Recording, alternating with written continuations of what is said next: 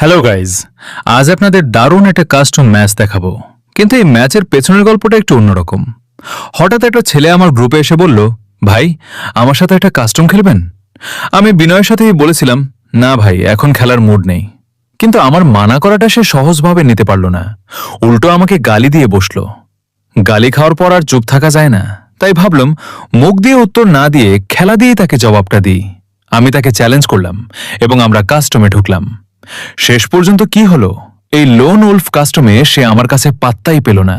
দেখুন তবে সেই ম্যাচটি আর এনজয় করুন।